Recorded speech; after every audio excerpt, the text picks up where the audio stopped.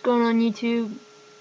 Alistair here. I've been trying to make an update video, and truthfully, I don't think I have that much to say, but then I start talking and the video gets longer than 10 minutes, and anything longer than 10 minutes gets harder to upload for me. So, just gonna try to break this up.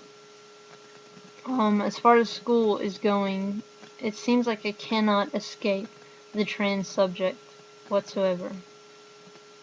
Because, in my literature class, we were talking about the poem Harlem by Langston Hughes, and of course it's about the Harlem neighborhood in New York because the title was Harlem, it's about repression, and it's saying what happens to your dreams when they die, that was the first line of it, and it was saying, does this happen, does this happen, does this happen, and we have to write reflections over each poem or just any literature piece that we're reading for the week. And I flat out wrote that it reminds me of transgender suffrage. Like, that was suffrage among the 20s, I think it was the 20s or 30s. 20s, because 30s was the Depression. So it was about black suffrage in the 20s in Harlem. And I started my paper about saying that, I think America's biggest suffrage today in modern America is probably the suffrage of trans. And because every trans person has the smallest little bit of suffrage, even if they're completely happy with the fact that they can't do anything at the moment, but they're going to.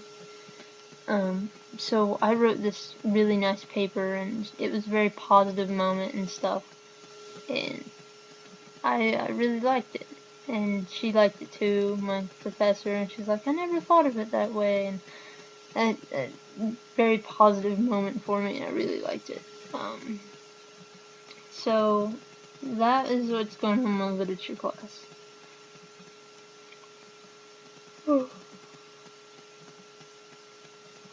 My speech class,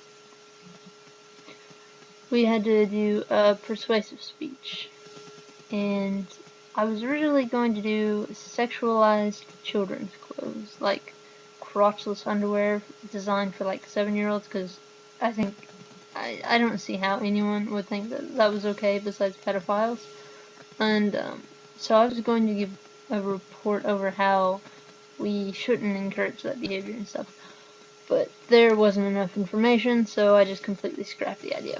I went to my professor, not even my professor, she's a teacher. She doesn't even have a doctorate, and somehow she's allowed to teach at a college, and she gets paid the same amount that a professor does, and that ticks me off because she's a terrible teacher. She's not a professor, she's a terrible teacher. Anyways, I have a lot of conflict with her. But I went to her with the idea of doing ex-gay ministries and how I think that they're wrong and stuff, because you hear about horror stories with electroshock therapy and stuff, and I think that's very wrong. But she didn't like the idea. It could be because she's religious, and it could be that she thinks that gays could be, reformed, if you will. Well, I said that I had another idea in mind about transsexualism. Is it a choice?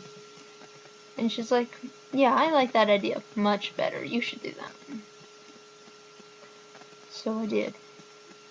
I stood up in front of the class for 7.5 minutes giving a speech over why is it not a choice. And I talked about David Reamer, and I talked about the terrible stigma with being trans, about how no one would want to live the lifestyle, and I mentioned Brandon, Tina, and I had a bunch of people, but I can't remember their names, and I know that makes me sound terrible. One of them was the the black woman that lived in Oakland that was murdered, and it was supposedly related to a hate crime and stuff, and like no one seemed to care about it. That was big news back in like the beginning of this year. I think it was around March or something.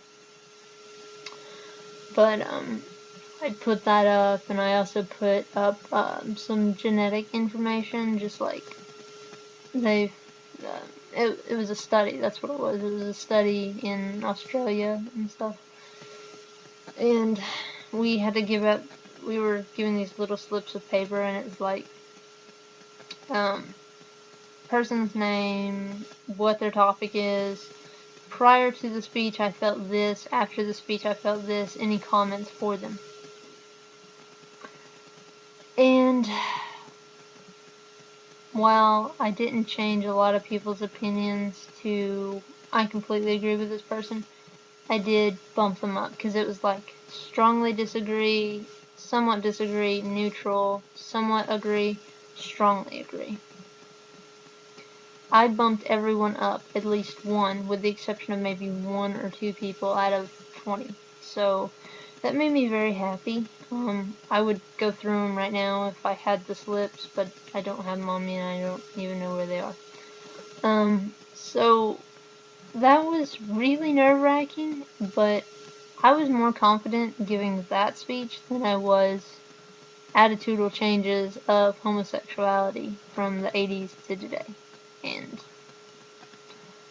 I thought that was really shocking in a way that I'm not out to anyone, really. I'm not out to anyone at the college besides my girlfriend. And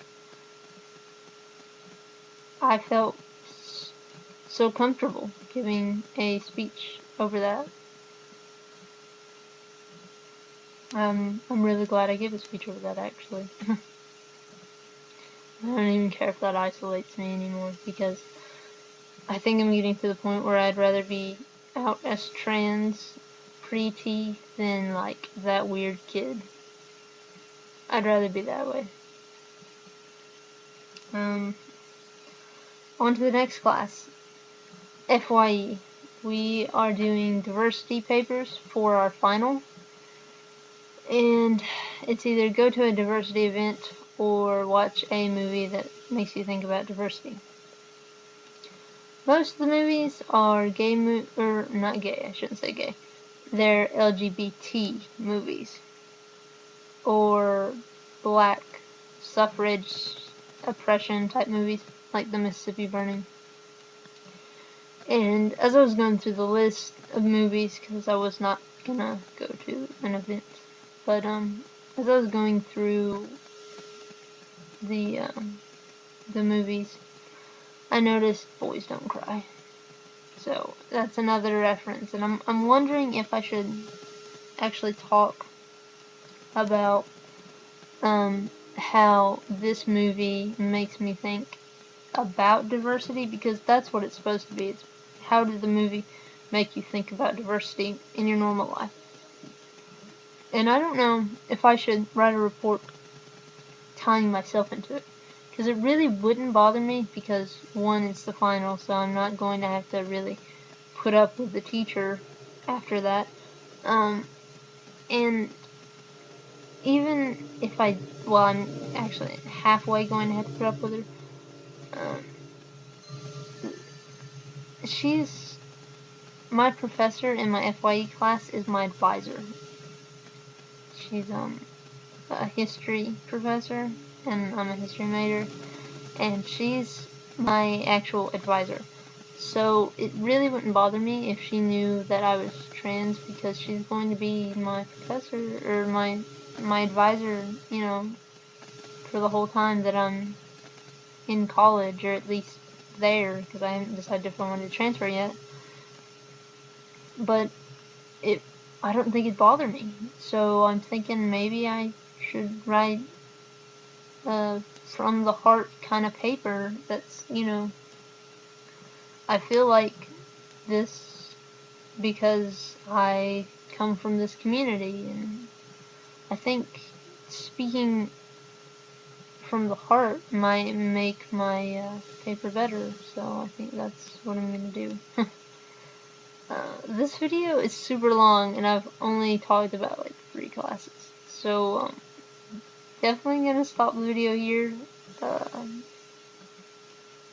Just anyone who watches my videos, let me know if you've had a very like trans experience, like a very full trans experience. Like every single thing seems to relate to like the trans lifestyle, because lately that seems like I cannot get away from the trans lifestyle, and it could just be a sign that says, hey, you need to start like really transitioning. And if so, that's fine. It's just, I'm curious if anyone out there has had the same experience of trans everywhere they look. So, let me know if anyone's had that experience. I'm very curious to know. So, I'm gonna cut the video off here. Peace, YouTube, and thanks for watching.